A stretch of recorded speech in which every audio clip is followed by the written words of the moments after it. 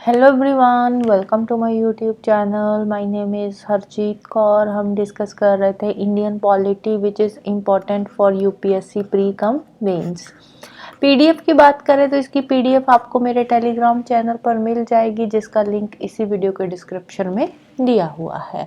तो इसमें हम डिस्कस कर रहे थे directive principles of state policy, जो आते हैं हमारे कॉन्स्टिट्यूशन के पार्ट 4 के अंदर। और आर्टिकल्स कौन कौन से हैं 36 टू 51 तक डील करते हैं डीपीएसपी के साथ। डीपीएसपी को डिवाइड किया गया है 3 कैटेगरीज के अंदर। कौन कौन सी थी? एक तो आ जाते हैं इसमें सोशलिस्टिक प्रिंसिपल्स, सेकंड आ जाते हैं इसमें गांधीयन प्रिंसिपल्स, और थर्ड आ जाते हैं लिबरल इंटेलेक्चुअल प्रिंसिपल्स। तो सोशलिस्टिक हम कर चुके हैं डिस्कस, गांधीयन और लिबरल इंटेलेक्चुअल जो है वो आज हम डिस्कस करने वाले हैं। तो नेक्स्ट आते हैं गांधीयन प्रिंसिपल्स। गांधीयन आइडियोलॉजी पे बेस्ड है। गांधी जी के जो ड्रीम्स थे उनको फुलफिल करने के लिए कुछ डायरेक्टिव प्रिंसिपल्स ऐड किए गए हैं, जिनको नाम दिया गया है गांधीयन प्रिंसिपल्स का।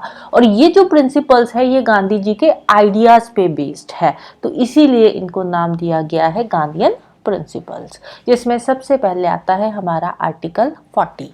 आर्टिकल 40 क्या कहता है? To organise village panchayat and endow them with necessary powers and authority to enable them to function as a unit of self government.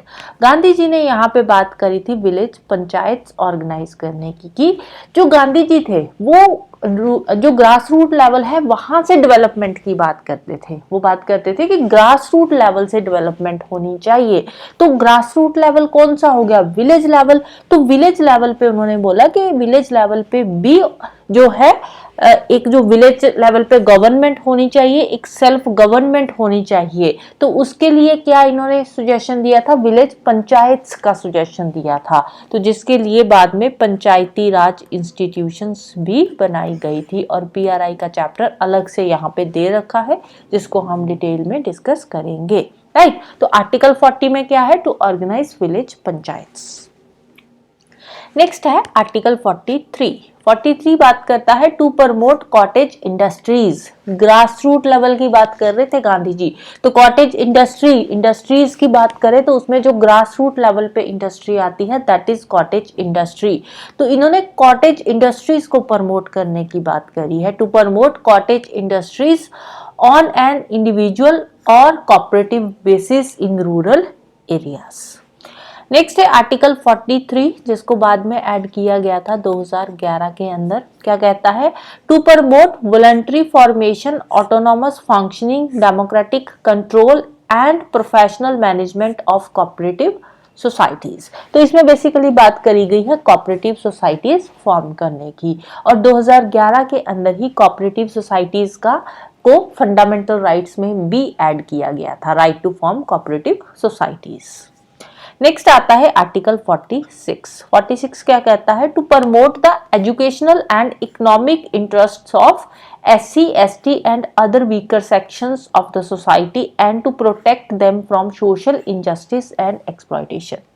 SC, ST के इंटरेस्ट की बात करी गई है। SC, ST में एजुकेशनल इकोनॉमिक इंटरेस्ट को प्रमोट करना है। इसके अलावा हमारी सोसाइटी के जितने भी वीकर सेक्शंस हैं उनको हमें प्रोटेक्शन देनी है, सोशल इनजस्टिस से उनको प्रोटेक्ट करना है, एक्सप्लॉयटेशन से उनको प्रोटेक्ट करना है। तो आर्टिकल कौन सा है? 46। नेक्स्ट आता है article 47, to prohibit the consumption of intoxicating drinks and drugs which are injurious to health. Health के लिए जो इंजूरियस है ऐसी ड्रिंक्स ड्रग्स को हमें प्रोहिबिट करना है। 48 क्या कहता है? To prohibit the slaughter of cows, calves and other milk and draught cattles and to improve the breeds. Cows calves की स्लॉटर को हमें प्रोहिबिट करना है, उनको जो मारा जाता है तो उसको रोकना है। और काउ काव्स के साथ साथ जितने भी मिल्क एनिमल्स हैं, मिल्क एनिमल्स कौन से होते हैं? जो दूध देते हैं, उनको बोलते हैं मिल्क एनिमल्स। ड्रॉट कैटल्स कौन से होते हैं? जो लोड कैरिंग होते हैं, उनको बोलते हैं ड्रॉट कैटल्स। राइट, जिनको बेसिकली एग्रीकल्चर में यूज किया जाता है। राइट, तो इनको हमें इनके स्लॉटर को प्रोहिबिट करना है और इनकी ब्रीड को हमें इम्प्रूव करना है। नेक्स्ट हमारे आते हैं लिबरल इंटेलेक्चुअल प्रिंसिपल्स। तो ये लिबरलिज्म की आइडियोलॉजी पे बेस्ड है। इसमें सबसे पहले आता है article 44, to secure all citizens a uniform civil code throughout the country.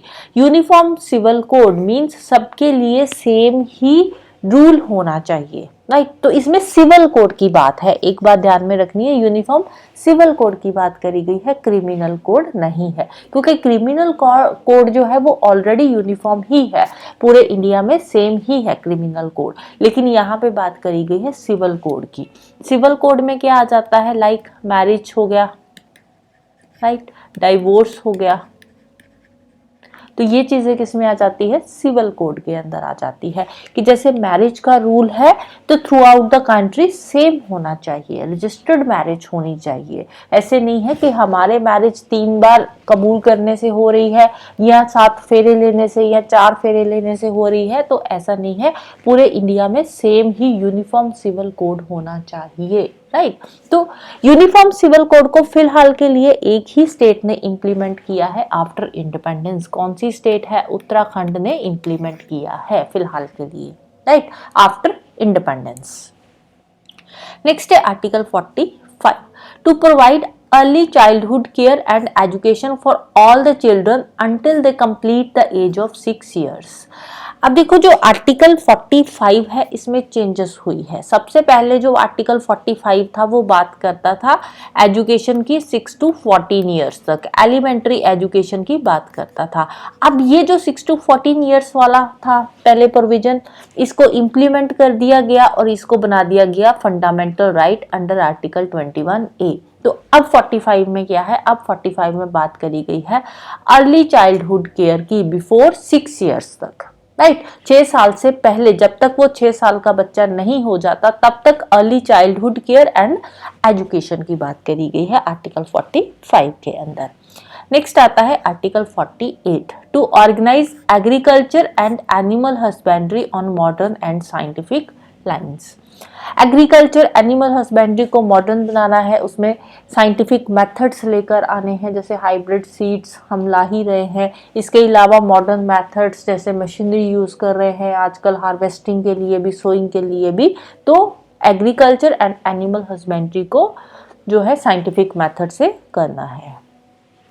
Next है आर्टिकल 48A, क्या कहता है, to protect and improve the environment and safeguard forest and wild life. Environment safe होना चाहिए, इन्वायरमेंट क्लीन होना चाहिए, उसको हमें इम्प्रूव करना है, फॉरेस्ट वाइल्ड लाइफ को सेफगार्ड करना है। नेक्स्ट है article 49, protect monuments, places and objects of artistic और historical interest which are declared to be the national importance. ऐसी मॉन्यूमेंट्स जो नेशनल इंपॉर्टेंस से रिलेटेड है, लाइक ताजमहल हो गया, लाल किला हो गया, तो इस तरह की जो हिस्टोरिक मॉन्यूमेंट्स है, जो हिस्टोरिक प्लेसेस है, उनको हमें क्या करना है, प्रोटेक्ट करना है, राइट। नेक्स्ट है article 50, to separate judiciary from the executive in the public service of the state. Judicial और एग्जीक्यूटिव दोनों को सेपरेट करना है। जुडिशियरी जो है वो इंडिपेंडेंट काम करेगी, एग्जीक्यूटिव अलग से अपना इंडिपेंडेंटली काम करेगी, दोनों एक दूसरे में इंटरफेरेंस नहीं करेगी अंडर आर्टिकल 50। नेक्स्ट 51 क्या कहता है, to promote international peace and security and maintain just and honourable relations between the nations, to foster respect for international law and treaty obligations and to encourage settlement of international disputes by arbitration। Basically यहाँ पे क्या है, international peace and security को हमें बनाए रखना है, जो बाकी की कंट्रीज है उनके साथ ऑनरेबल रिलेशंस को मेंटेन करना है, इंटरनेशनल लॉज जो ट्रीटी ऑब्लिगेशंस है उनकी रिस्पेक्ट करनी है, उनको हमें मानना है, राइट। और इसके साथ साथ अगर कोई इंटरनेशनल डिस्प्यूट हो रहा है तो उसको बाय आर्बिट्रेशन हमें सेटल करना है, सीधा लड़ाई में नहीं शुरू हो जाना, राइट। नेक्स्ट आते हैं न्यू डायरेक्टिव प्रिंसिपल्स। तो जितने भी हमने अभी तक डायरेक्टिव प्रिंसिपल्स पढ़े हैं, वैसे तो मैंने साथ साथ ही बता दिया था कि कौन सा डायरेक्टिव प्रिंसिपल कब ऐड किया गया था, तो एक बार फिर से यहाँ पे रिवाइज कर लेते हैं, राइट। तो 42nd अमेंडमेंट एक्ट 1976 के थ्रू 4 नए डायरेक्टिव प्रिंसिपल्स ऐड किए गए थे, जिसमें फर्स्ट आता है आर्टिकल 39 में हमने ऐड किया था to secure opportunities for healthy development of children. बच्चों के हेल्दी डेवलपमेंट के लिए उनको अपॉर्चुनिटीज देनी है। 39 ए क्या कहता है? To promote equal justice and to provide free legal aid to the poor. Equal justice को प्रमोट करना है, गरीबों को भी फ्री लीगल एड प्रोवाइड करनी है जो अपने लिए फाइट नहीं कर सकता कोर्ट में जाकर legally, right. Next article 43A to take steps to secure the participation of workers in the management of industries.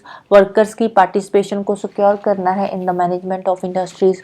48A add किया था to protect and improve the environment and to safeguard forest and wild life. अभी हम पढ़कर आए हैं liberal and intellectual principles के अंदर। Next है 44th अमेंडमेंट के थ्रू हमने एक नया डीपीएसपी ऐड करा था, जिसमें क्या था? State to minimise inequalities in income status facilities and opportunities. Income status facilities and opportunities में इनइक्वालिटीज को मिनिमाइज करना है अंडर आर्टिकल 38, राइट। उसके बाद कोऑपरेटिव सोसाइटीज वाला एक तो हमने बाद में ये ऐड हुआ था। सेकेंडली हमारा जो राइट टू एजुकेशन वाला है आर्टिकल 21A भी ऐड हुआ था 2002 में, तो उसकी बात है यहाँ पे 86th अमेंडमेंट एक्ट 2002 में जो आर्टिकल 45 था, तो इसका एक तरह से सब्जेक्ट मैटर चेंज हुआ था, कुछ नया ऐड तो नहीं हुआ, लेकिन इसमें जो पहले था 6 to 14 ईयर्स वाला जो क्लॉज था उसको इम्प्लीमेंट किया गया। इम्प्लीमेंट करके इसको बना दिया गया fundamental right under article 21A। तो 45 का सब्जेक्ट मैटर चेंज करके हमने क्या कर दिया? Early childhood care and education for all children until they complete the age of 6। Next आता है कोऑपरेटिव सोसाइटीज वाला। इसको 97th अमेंडमेंट एक्ट 2011 में ऐड किया गया था, राइट, जिसमें फंडामेंटल राइट भी एक ऐड हुआ था और उसके साथ साथ नया डीपीएसपी भी ऐड किया था। नाम क्या है? It requires the state to promote voluntary formation, autonomous functioning, democratic control and professional management of cooperative societies under article 43B। तो 43B जो है इसको ऐड किया गया 2011 में 97th अमेंडमेंट के थ्रू, राइट। और आर्टिकल 45 का सब्जेक्ट मैटर चेंज हुआ था 86th अमेंडमेंट के थ्रू 2002 के अंदर, और आर्टिकल 38 ऐड हुआ था 44th अमेंडमेंट 1978 में, और 42nd अमेंडमेंट के थ्रू 4 नए डीपीएसपी ऐड हुए थे 39, 39A, 43A and 48A, right. Next हम चलते हैं sanctions behind DPSP. Sir B N Rau कौन थे? ये कॉन्स्टिट्यूशनल एडवाइजर थे हमारी कॉन्स्टिट्यूएंट असेंबली के। अब इन्होंने जो राइट्स को, जो इंडिविजुअल के राइट्स थे, उनको 2 कैटेगरीज में डिवाइड करा। फर्स्ट कैटेगरी थी जो जस्टिसिएबल थे, सेकंड कैटेगरी थी जो नॉन जस्टिसिएबल थे। जस्टिसिएबल के बारे में हम बात कर चुके हैं, फंडामेंटल राइट्स है। नॉन जस्टिसिएबल के बारे में भी हम बात कर ही रहे हैं, जिसमें आ जाते हैं आपके डीपीएसपी, राइट। तो 2 कैटेगरीज के यहाँ पे राइट्स दिए इंडिविजुअल्स को, एक जस्टिसिएबल एक नॉन जस्टिसिएबल। जस्टिसिएबल में आते हैं आपके फंडामेंटल राइट्स, कौन से पार्ट में आ जाते हैं? कॉन्स्टिट्यूशन के पार्ट 3 में आ जाते हैं। डीपीएसपी कौन से पार्ट में आ जाते हैं? पार्ट 4 के अंदर आ जाते हैं। फंडामेंटल राइट आर्टिकल 12 to 35 तक डील करते हैं। डीपीएसपी में आर्टिकल्स आ जाते हैं 36 to 51 तक, राइट। तो ये डीपीएसपी नॉन जस्टिसिएबल है, फंडामेंटल राइट्स जस्टिसिएबल है। अब इन दोनों में एक बार डिफरेंस देख लेते हैं टेबल के फॉर्मेट में। फंडामेंटल राइट्स नेगेटिव है। नेगेटिव कैसे हैं? As they prohibit the state from doing certain things. State पे ये कुछ रिस्ट्रिक्शंस लगाते हैं फंडामेंटल राइट्स। डीपीएसपी पॉजिटिव है क्योंकि जो स्टेट जब लॉ बनाती है तो उस टाइम पे डीपीएसपी को ध्यान में रखती है। They require the state to do certain things. अब यहाँ पे स्टेट को कुछ करने के लिए बोला जाता है, डायरेक्शंस दी जाती है डीपीएसपी में, लेकिन फंडामेंटल राइट में स्टेट को प्रोहिबिट किया जाता है लोगों के राइट्स को सिक्योर करने के लिए, राइट। फंडामेंटल राइट जस्टिसिएबल है, वायलेट हो रहे हैं तो हम सुप्रीम कोर्ट पहुंच सकते हैं अंडर आर्टिकल 32, जो कि खुद में एक फंडामेंटल राइट है। डीपीएसपी नॉन जस्टिसिएबल है, हम लीगली इन्फोर्सिएबल नहीं है, हम किसी भी कोर्ट में नहीं जा सकते अगर डीपीएसपी वायलेट हो रहे हैं। फंडामेंटल राइट्स का मेन एम है पॉलिटिकल डेमोक्रेसी को बनाए रखना। डीपीएसपी का एम है सोशल एंड इकोनॉमिक डेमोक्रेसी को इस्टेब्लिश करना। फंडामेंटल राइट्स जो है ये लीगल सैंक्शंस है, राइट, हमारी सरकार पे। ये मॉरल एंड पॉलिटिकल सैंक्शंस है, राइट। फंडामेंटल राइट्स इंडिविजुअल के वेलफेयर को प्रमोट करते हैं, ये इंडिविजुअल के वेलफेयर को प्रमोट करते हैं। डीपीएसपी कम्युनिटी के वेलफेयर को प्रमोट करते हैं। तो ये कम्युनिटी के लिए है और ये है इंडिविजुअल के लिए, राइट। तो फंडामेंटल राइट पर्सनल और इंडिविजुअलिस्टिक हो गए, डीपीएसपी सोसाइटेरियन एंड सोशलिस्टिक हो गए, क्योंकि ये सोसाइटी के लिए है डीपीएसपी, राइट।